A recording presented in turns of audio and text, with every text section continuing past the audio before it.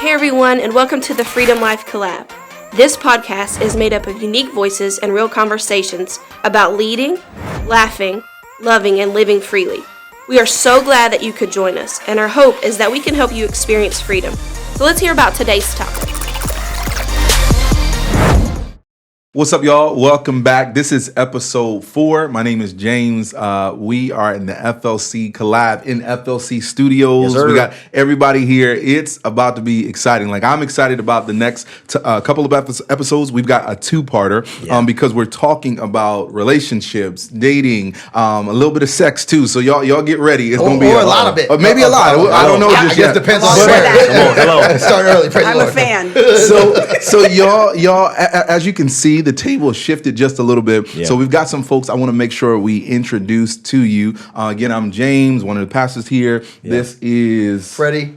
I'm senior pastor of Freedom Life Church. Woo Yep. woo. And this here is Kyle, and associate pastor here. All right. And our special guest for today is Alvian Lyons, and I'll let her tell the doctor. all of excuse me. I'm sorry, She's Doc. so ready to. You I tell wanna give all about honor where yourself. honor Thank you. is due. Yes.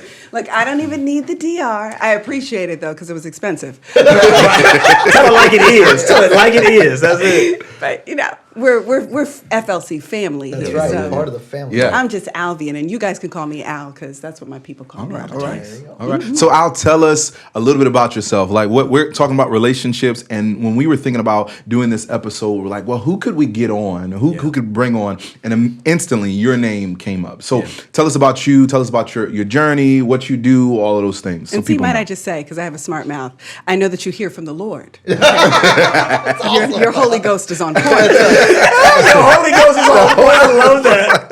My wife always says, Jen always says, it's amazing how often what the Holy Spirit tells you sounds just like what I was telling you a month ago. I'm like, that's so good. And that's why we love Jen. That's it. So what do I do? So this is kind of admittedly probably my least favorite part of doing this stuff because I really think credentials, while necessary, because please don't perform surgery on me and you've only finished high school. Right. That's right. Yeah. So while necessary are limiting and being able to effectively define us, you know, particularly as believers. You know, it's wonderful to have all of these titles, but if you don't really have a relationship with the Lord, then all of those titles are empty. That's a good point. So to be technical, yes, I have done relationship coaching and counseling for years, and I mean lots of years. Only the, you know, I'm 25, psych, but I was like, so no, I've been doing this for a while. I'm 44. If we're going to be technical, you know, a woman who's not afraid to say her age because she goes to the gym. Okay, but I have a degree, but all of my degrees are in counseling and psychology. I've always had a passion for relationships. I think it's the most important thing that we can possibly do. You know, it is the reflection of God on this earth. When he thought of covenant and partnership, he was thinking about relationships. And what we as believers have to effectively be able to do is to be able to model the love of God, not just one to another out in the street, but how do you do it behind closed doors? Yeah. Because what God is measuring where we're concerned is not the stuff that is going to get the PR. It's not the stuff that has the flashy lights and, you know, the applause lines. It's going to be how faithful are you when it's just you and your partner and you mad about something, he's mad about something, whatever it may be. Right. That's a good Who point. are you then? So a lot of my work, though I've done lots of professional work, I own a human relations consulting firm. I've done leadership development training for Fortune 500 companies. The list goes on and on. The thing I'm actually most proud about in my life is my marriage. That's awesome. And not because it has always been perfect, and we're going to talk about that. Right, you know, right, like, yeah. because the greatest gifts, the things we value most, are the things we had to work hard for. Right. And let me tell you, we have worked hard to make this thing what it is, but I've married that man 1,000 times over, and I crawl across broken glass to get to him if I needed to. come on. So, like, we've worked at this thing. Come on. And you've got an awesome husband. Come too. on. Yeah. Matt is incredible. And he's sexy. I mean, We'll get on to it. in a comfortable heterosexual way, I would be glad to say Maybe it's fine. he's a good looking dude. There you He's go. dressed nice. He's Just to let y'all know, he's black and he's bald. Just saying. The comeback is real, James. Y'all coming I'm back. just saying. We coming back. Dark skin, bald brothers. Tommy set it off. Yeah, Yeah. Matt is the man. I love. He's him. cool. He is such a good he's dude. great guy. Yeah, And it doesn't hurt that his name is, the New Testament. He's the beginning of all good things. Oh, God. See, we done got I'm just sexy saying. spiritual all in one. He's on right way for you now. He ready. He like, hello. So let's dive right in. Thank you, Al. Absolutely. Thank you. I don't know what to call you now. Whatever Alvin, you want, Al. whatever comes out of your Okay. mouth naturally is All right, fine. let's go with it. What is then the worst relationship advice you've ever received? We've gotten a lot of questions This is a good one. from a lot of people. Just to let you guys know, we were polling people on Facebook. I text a few people. So this stuff is coming from, we're talking young adults all the way up to 60-year-old, full-time. I got a lot of questions. So we're just going to dive in. The first one was, what's the worst relationship advice you've ever received? That's such an interesting question. I don't think anybody has ever asked me that question before. Could you typically just think about what's the best The advice? best advice you've ever given, right? Because the worst stuff you try to dump as fast as you Exactly. can, That's right? That's right. Okay, so the worst relationship advice. How about the worst relationship advice I've ever heard? Yeah, let's do it. Yeah. So the worst relationship advice I've ever heard is that all men cheat, so you might as well be with a rich one. Oh, Wow. That is the worst relationship advice I have that's a low bar. Right there. I know. And it was a mother talking to her daughter. Oh, that's sad. So that's a generational. Absolutely. And the notion that because that love isn't enough, and so that because obviously if love was enough, then we would be talking about the character and the real, the stuff that makes the relationship real. Right. But what she's ultimately saying to her daughter is that what really matters is his ability to provide for you. So at the end of the day, just choose the one who can provide for you the best, and don't worry about just everything tolerate else. it. Right. Wow. And I think that's crazy. Yeah, that's sad. So that's definitely the worst on probably at the top 3 worst things I've ever heard shared. That's good. That's good. Anybody else? I'll kick it around. Man. That's good stuff. I think Worst relationship advice. Yeah, go ahead. I think for me it's the subtle message. I believe was it the movie Jerry Maguire. You complete me. Oh, my goodness. The idea that 2 halves make a whole. Right, Or, right. I think that that the healthiest marriages are when people choose each other. They don't need each other. They are choosing each other out of the wholeness of who they are in Christ and their own identity and their own security, and they get to choose someone else, and they choose the covenant instead of looking to find the person who you complete me. No, God completes me. And then I get to choose to be in relationship. To me, I think it's such an undercurrent of all the movies that are out there, and I don't know. It's just I think it's dangerous because it really says that I need something from someone else other than Christ, and at some point that person is going to fail being Christ. Right? We're not him, so I don't know. What about you, Kyle? What do you think? Yeah, I think the one that kind of stands out to me is kind of the tempted lie that's kind of spread where you got to find the right person versus becoming the right person. Oh, that's good. Taking that time to really focus in on who it is that I'm, the person that I want to spend the rest of my life with. Am I representing? Am I actually being that person? Am I being the one that's loyal? Am I being? I remember I tell the story all the time when I was praying for my wife. I remember writing on a list of all the things that I wanted, and my soulmate. And I remember checking that list, saying, are these all things that I was doing? And I remember at one point in time, one of the things that I put on there, I said, I want a woman who is on fire for the Lord. But then I changed that because I was like, you know what? I'm on fire for the Lord. That's awesome. I said, I want a woman who's more on fire for God than I am, who can push me and encourage me that way. So rather than trying to find the right one, become the right one. And so, That's good right. stuff. Yeah. That's good stuff. Man, James, you didn't answer. Oh, well, I try not to. He always tries to like get to ask out. the question. You gotta get out of there. He's like, I done all the No, sir. research, but I ain't got No, We're in this together. The worst advice I've had, it was funny, but it was like, man, this is terrible. It was there's 3 rings of marriage. The engagement ring, the wedding ring, and then suffering. And I said, it was hilarious. joke It's so before. funny. You heard that joke. It's Wow. hilarious. Wow. But when I thought about it, I had grown up in this culture, even in my thought process,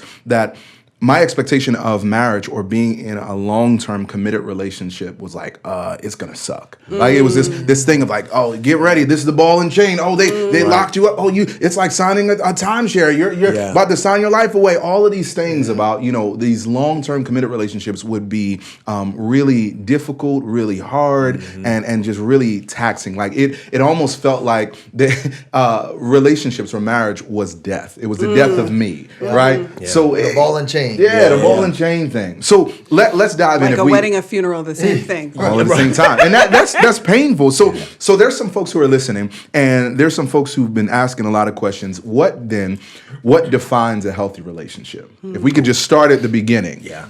I would love to jump in on this real quick. Yeah. So because this is something that I'm super passionate about. One of the things that just looking back at my own marriage, that we always kind of prided ourselves on, and we realized early on, like even as we were dating and then engaged and all that, was the number one factor that really helped us was communication. Like always communicating, no matter what it was, no matter how you felt about it, no matter where you felt on the spectrum of things, if you felt like you were just dropping the ball or you were just far away, if you had negative thoughts, if you were getting cold feet, like all of those things, just having that open communication really ended up solving a lot of problems for us. Because what we kept hearing before we got married was your first year of marriage is going to be your toughest year. And we had been dating for so long and been engaged for so long that, when we got married, we were like, all right, here we go. Let's get through the roller coaster. But the first year was incredible because there was zero skeletons in the closet. We've communicated everything to the point where it's like, now we can just enjoy, this covenant that we have together. So communication would be huge for me. Yeah, for sure. Yeah.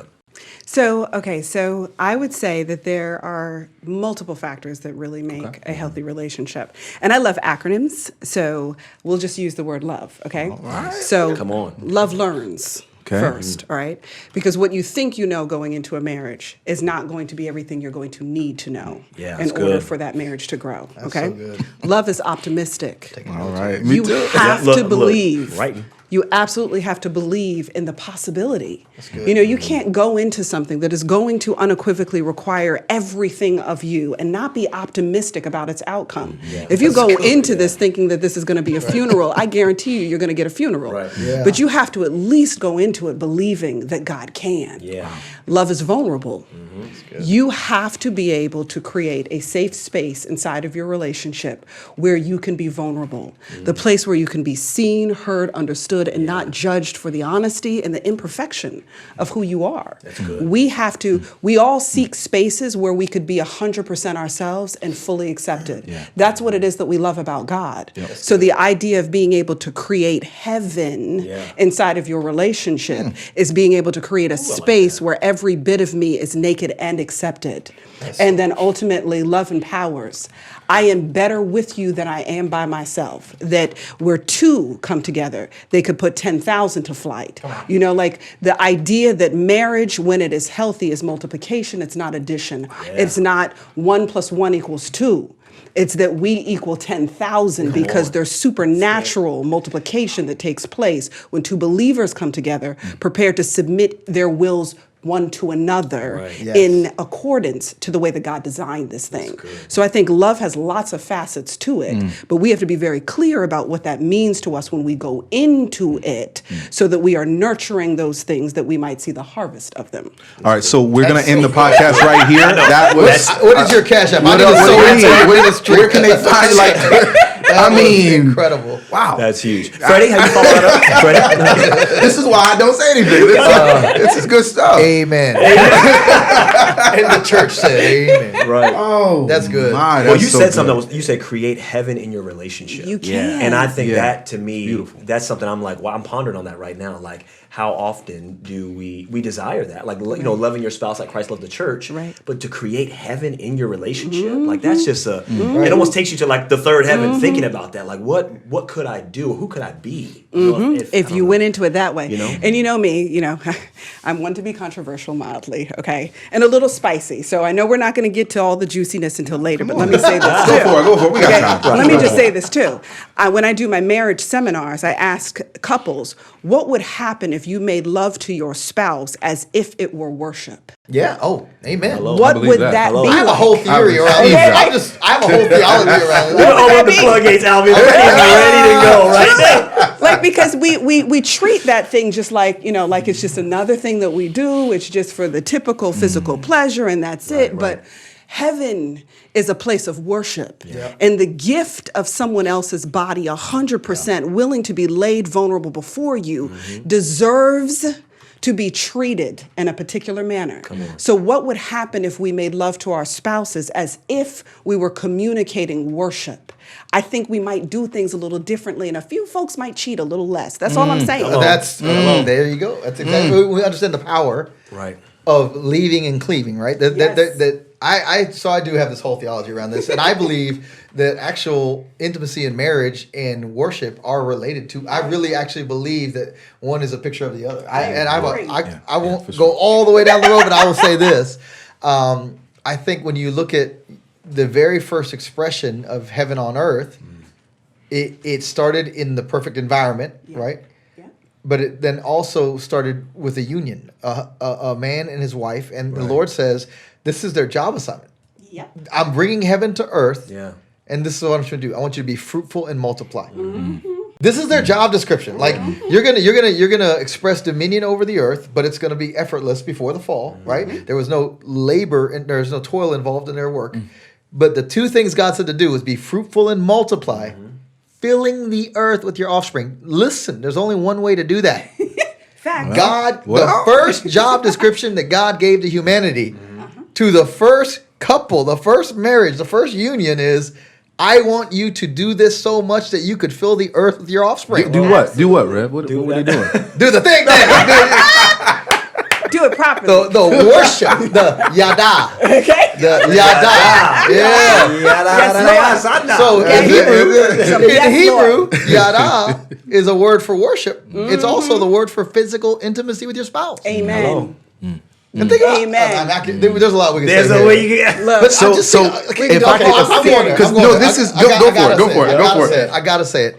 What is the picture?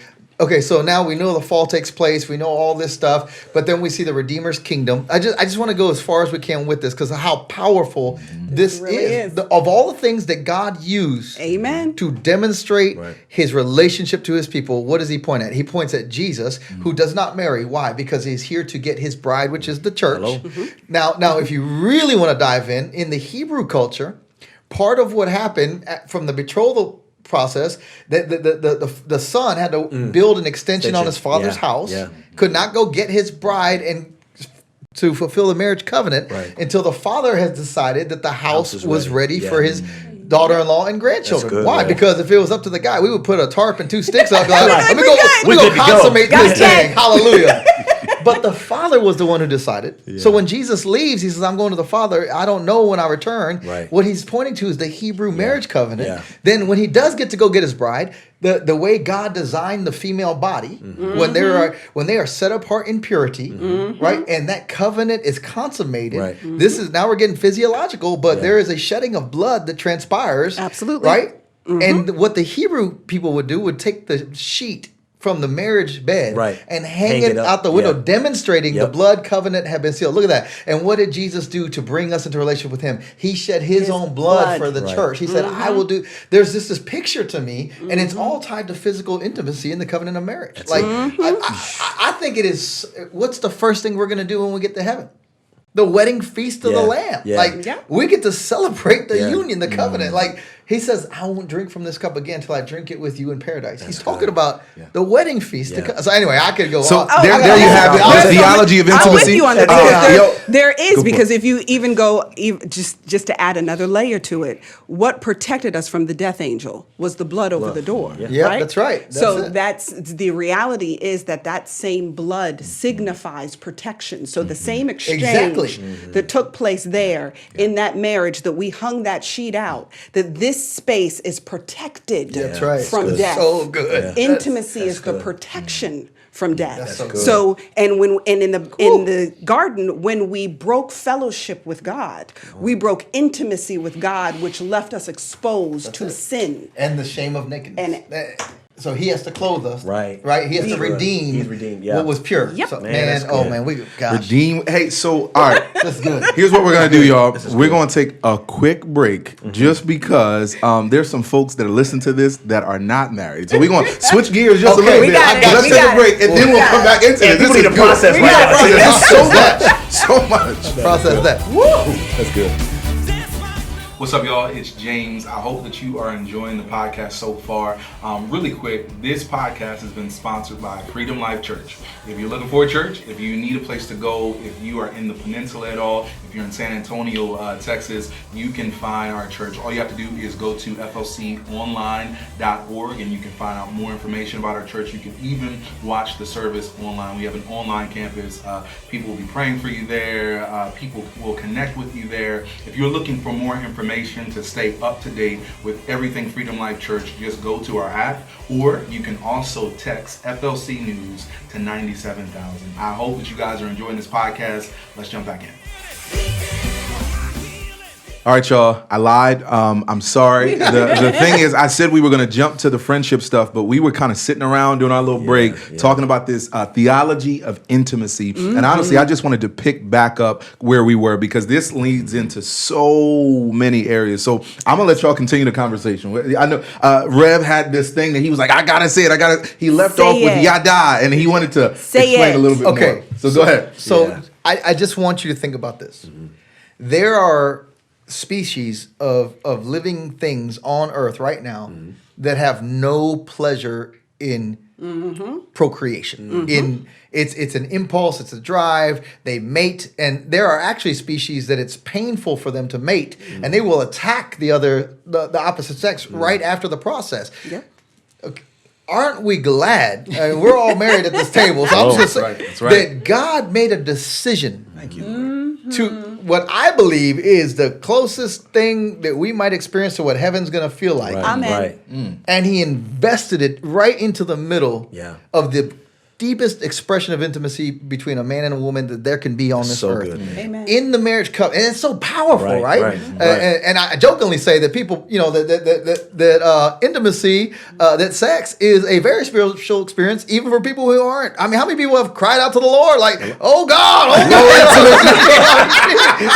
real. They found I'm being Jesus. real. That's true, though. But my wife and I will pray for each other. Right. We'll pray in the spirit over each other. Right. Wow, we're being intimate. We feel like Amen. it's such a blessed, beautiful thing. Yes, like Lord. what's happened is our culture has perverted something Absolutely. beautiful. Yeah. And so here's the other piece of this. Yeah. I think God made something so powerful. Right. Like I would never hand my child a loaded weapon and say, "Here you go, figure that out," Right. or just explore it, or just whatever your friends tell you to do with this gun. Right, just- exactly. Well, I know the power of that. So God says this is going to powerfully bind together a husband and a wife, right? In this union, this is why you have to guard it. This is why you have to honor it. This Right. is why it's holy and it's blessed. But it's also powerful. Yeah. So I don't it's some, Well, let me lean in for that just for a little bit because there is this section of our culture and even in the demographic that I'm a part of, millennials, things like that, that say, well, I almost need to, because you're almost advocating for marriage and sex and marriage, but there's a culture that says, but I got to try this out first. Like, what if we're not sexually compatible? Right. What do you say to those Right. people? Yeah. I'd say read some biology books. I'm sorry. Right. No, this is good. Well, Yeah. okay, so my Yeah. personal opinion about that is that, and this is just life according to Al, I'm not saying that this is what is written in the Bible, okay? But my personal opinion when it comes to that has a lot to do with the fact that friendship has to be the foundation of your relationship. There we go. And you're never going to have better sex than you're going to have with your best friend. And what I mean by that is that the enjoyment of sexuality has a lot to do with the safety of vulnerability, to say what I'm thinking, what I want, what I don't true. want, Yeah, what I like, right, yeah. not being afraid to make whatever sounds you need to make, whatever expressions you need to make, to allow your body to do whatever it wants to do. That is part of the V I was talking about in love, that you are able to be fully vulnerable. Yeah. And it's even for men, despite the misnomer that men don't actually value intimacy the way women value intimacy, that is not true. Amen. And men will, and as if you guys aren't men. Hello. But especially as you age and mature, you all seek intimacy at deeper and deeper levels. Yeah. So the it gets older better. that you Come get. on, come on. And Listen. because of that, it's not enough for it to just be kind of good at the head level, because cookies are cookies. You can get a set of cookies virtually anywhere. You know what I'm saying? Right. But the reality is that what makes intimacy incredible is the fact that it's not just about her body.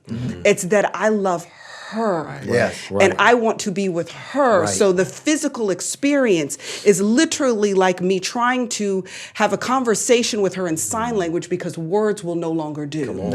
And so there's something different that happens when you allow for the vulnerability that opens up to true friendship, which is real connection, which is when intimacy is going to be its best. Because there are people who are listening to us that are like, look, whatever y'all are having at home, I'm not having that at home. Yeah. Right. That's a with good my point. husband, Real talk. That's a really good point. I don't know what it is. You guys are so excited about this thing. I don't know what that is. And what we're saying is that you're most likely to find, barring, because there could be medical issues, there could be physical issues, Sure, okay? right, So sure. we're going to acknowledge that those are separate from what we're saying. Right. Okay? But assuming that those things, that you are physically capable and you're medically healthy enough to be able to enjoy and experience this process, that in order to optimize what that's going to be like, you have to have the kind of, as you said before, Kyle, communication that allows us to talk about what we both love and to not judge one another for what it is that we both love. so good. Because the marriage bed, the Bible said, is undefiled. That it's the safe place for us to do all our dirt. And I'm not talking about bringing in chickens and cows. I'm talking about, I'm talking That's about, right. a sanctified, holy just union. you and Yeah. me thing. That's right. That's you right. know, Take it, yeah, what we but talking about? you can, the Scripture's body clear. is a labyrinth. There are so many nerves in the human body that are able to experience pleasure that you could not run out of finding new ways. I have been with my husband for 25 years. We were together since we were kids, teenagers. And we are still finding new ways that we are enjoying pleasuring each other because it is still an exploration. Right. I love that.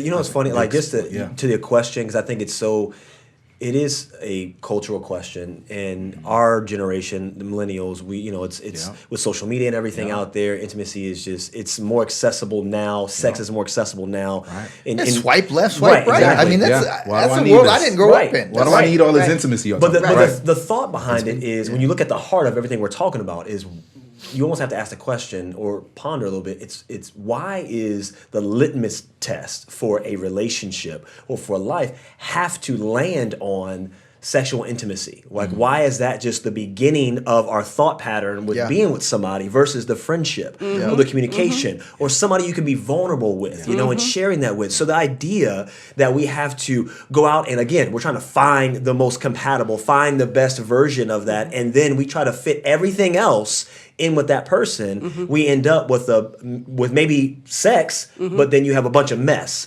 because you're really looking at trying to build that relationship off the wrong values, off the wrong type of compatibility, and you just end up with a whole big mess or divorce or wishing you would have did things differently. When if we just turn the tide a little bit and start focusing on what we really want and realizing that intimacy is something that comes with all of that.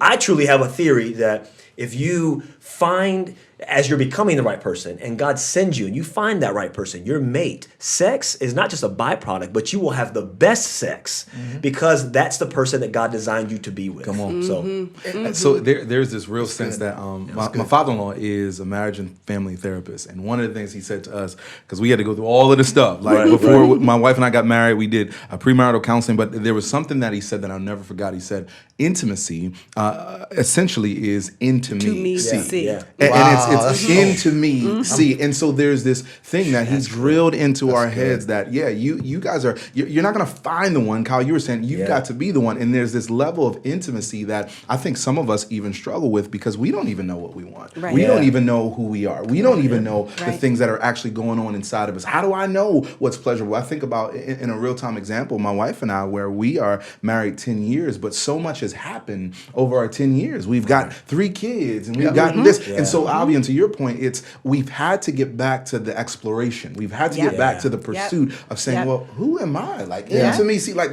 I don't really like that no more. Right. And I do like that. And I'm changing. Yes, I'm changing. growing. And that's okay. Right. Oh, absolutely. And you got to be okay with that. Because remember I said that the L in love is learn. Love learns. Yeah, that's good. It evolves. I mean, the Bible talks about the fact that really that we cannot know God without our study of God. You know, to study to show thyself approved. Because love says that we invest in peeling back those layers because that's what intimacy is about, that you want to know me for yourself. And you are prepared for the revelatory experience because even in sexuality with thine own spouse, might I add, okay, there is revelation that comes. You discover new things. And as your body changes, you want new things. You like new things. Like I got to think about hickeys right now. I'm like, sign me. Talk about it. Talk about it. Sign me.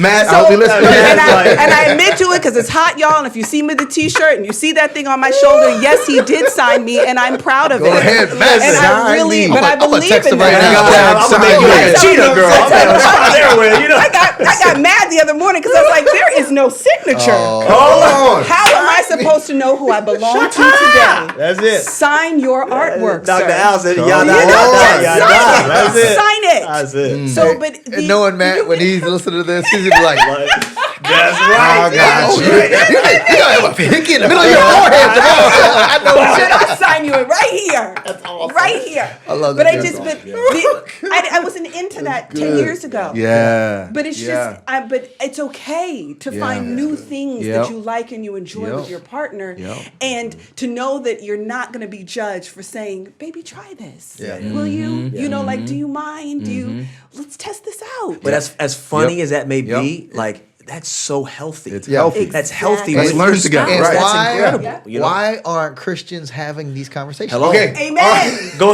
ahead. Amen. Go ahead. Okay, so It's this going is to get please, awkward. just go for It's it. going to get awkward. Yeah. There's going to be people that watch this podcast and think, "Oh my gosh, how could they?" Can I tell you, the church sometimes is the only voice not being heard in the conversation around our sexuality, around our identity, around our intimacy, around God's purpose for things. I mean, like, our kids are being taught stuff in school, in grade school. Exactly. And the church is like, "Well, I don't know how to talk about it." Yep. We made CNN. Our church made CNN when we did a sermon series on sex. I was like, is that breaking news? That's tragic. Anyway, No, so you bring up a really interesting tension, because there's this culture where we're saying, all right, cool. This is where I struggle with. We are having a bunch of students that we've told, hey, don't have sex until marriage, which, because just don't have sex. But there's no theology of intimacy. And so what happens is we'll tell these students at a young age, hey, don't have sex, don't have sex, don't have sex. So now these Christian kids that grew up in Sunday school, when they get married, sex becomes shameful, right? Sex becomes this thing, like, I was told not to have this, and now I'm with this person that God has done for me, but I can't do this. And I'll be honest with you, that's something that my wife and I walked through. In the very beginning of our marriage, really thinking through, like, can we do this? Is this all right? Are we allowed to do this? Am I allowed to feel this? Turn the light off. Real sense that this is an area in our culture where we've got to begin the healing process. And I think the church we should be the mouth. We should be the people. I want to choose my words carefully, because I don't want to say anything. We're talking about sex and somebody's like, what are you talking about? So we should be the spokesperson for this thing. But because if we don't say it, if we don't teach it, Satan will. Absolutely. So we have to make sure that we are talking louder than the enemy is talking. Because anywhere there is a void, something will fill it. So it is our responsibility as believers to talk about the real things that we're going to experience, what our kids might experience, what the people we love might experience, so that there is not a void for the enemy to fill it with all forms of perversion. That's exactly right. Instead. That's so the competition. And I would add too, I'm in my 40s.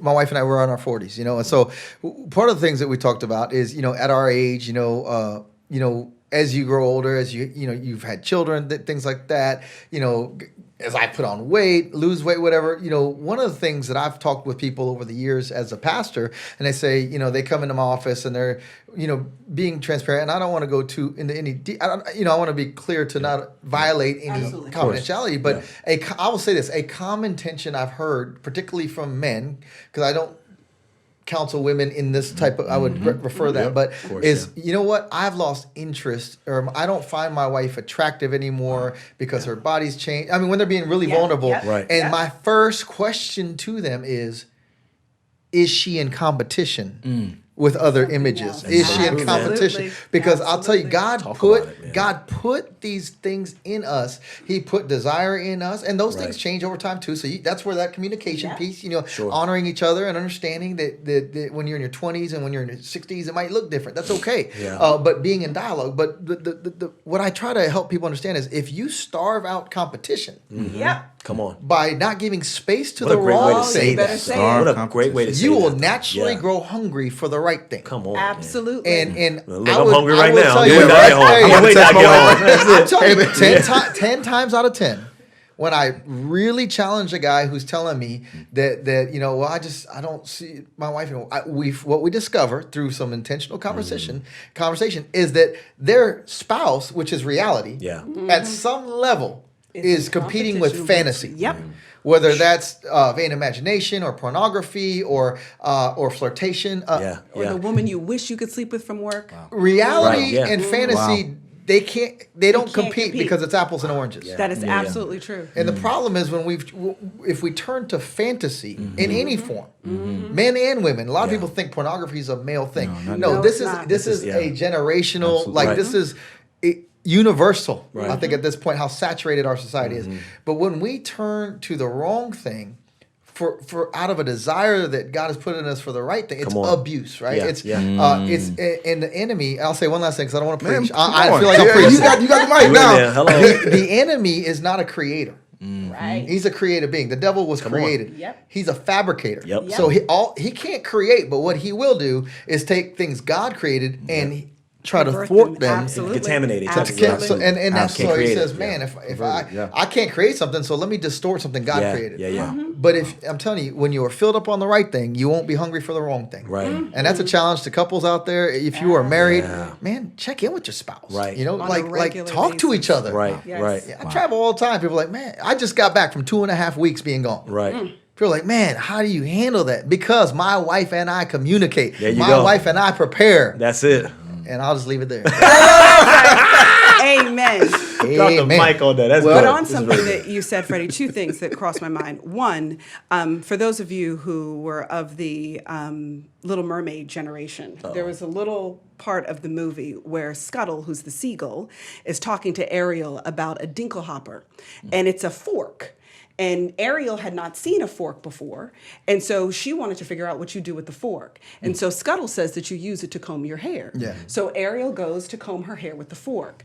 The message being that where purpose is unknown, abuse is inevitable. Come on. That is so... If you don't know the purpose of a thing, you will abuse it. And the same thing is so true when it comes to how we handle our partners, how we handle intimacy, what we understand about our relationship with God, how we relate to money, how we relate to food. There is no exception to that. Correct. When you don't understand the purpose of a thing, you will inevitably misuse it, which is to abuse it. That is so good. And the same thing is true even in ministry. If you have holes, your title will become abusive. That's it. You will use your title inappropriately because you are filling your holes with the applause of an audience because you are empty of your relationship with God. So we have to make sure that when God raises us up in various ways to elevate us from boyfriend to spouse, to elevate us from lay leader to senior pastor, to elevate us from member to leader,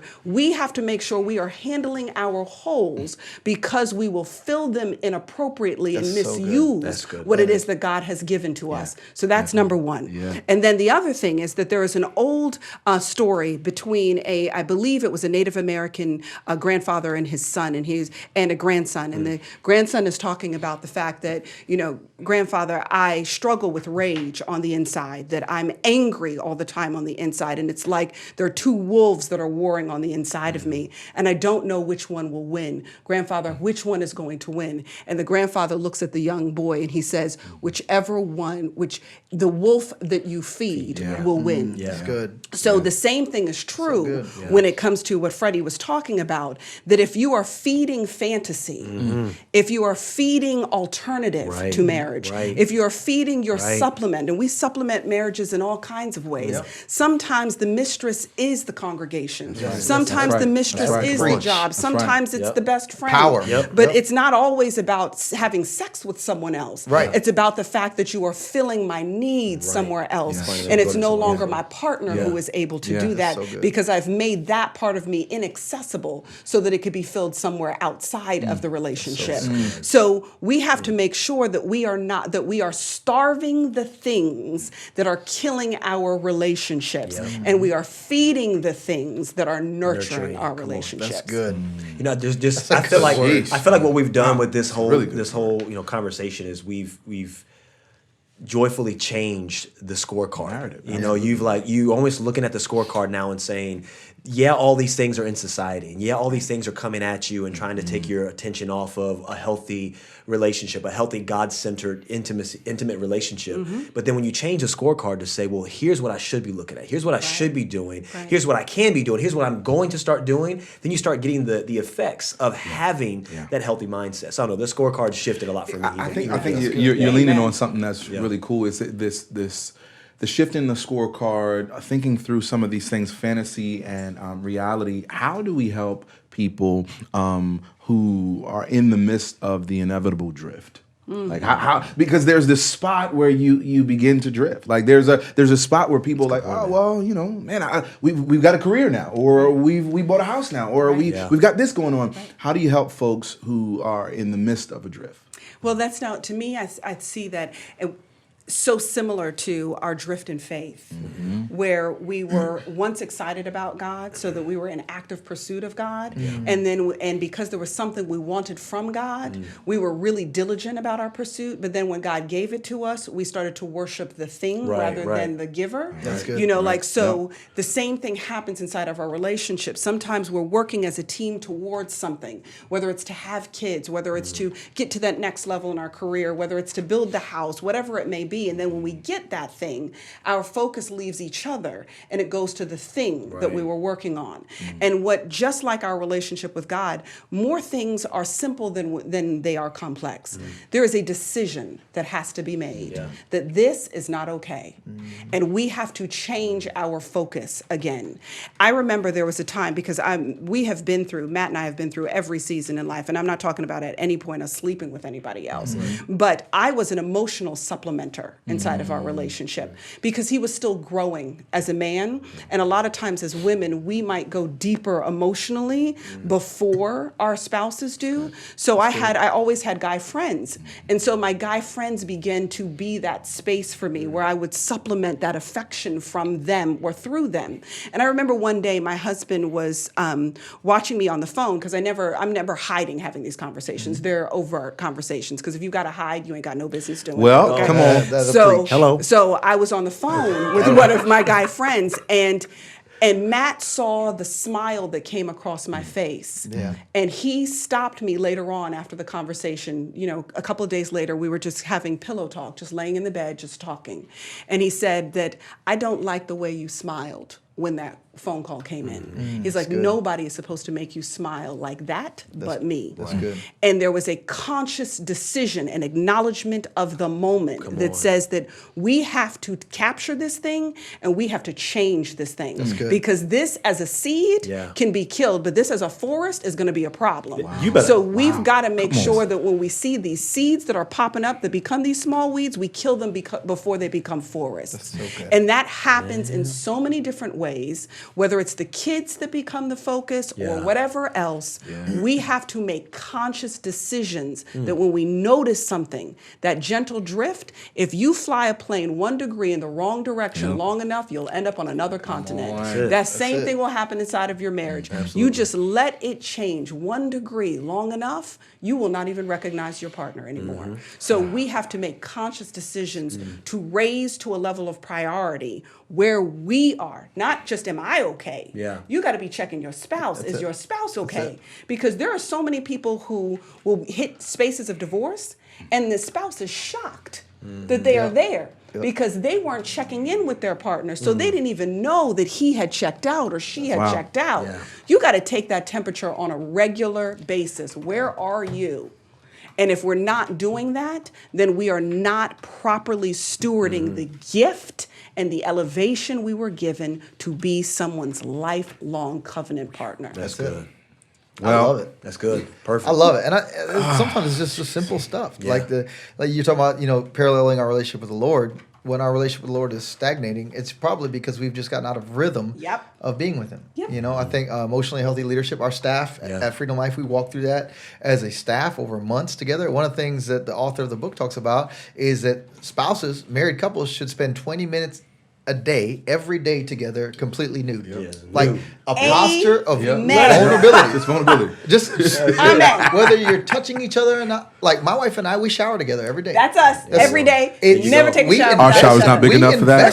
Our shower is tiny. So tiny is good. Oh, well, hey. Because you learn how to work like puzzle pieces. All right, there you go. Tiny is good. It's a simple step. It's a simple step, but there's something about being that vulnerability. Like I'm exposed and it's safe. Right. Yes. And now let's have conversation. Now let's, I talk to some of my guy friends about that. They're like, wait a minute, man. So you guys are getting busy. I'm like, that's not what I said. Right, exactly. That is not what we confuse. Now sometimes we go there, but that's not what it's for. We confuse intimacy and sexuality. And they're not the same. Sexuality is the byproduct of intimacy, not the gateway to intimacy. So I think that's part of it. I think that rhythm that I daily, that habit, that regularly, I'm holding hands with my wife. Yep.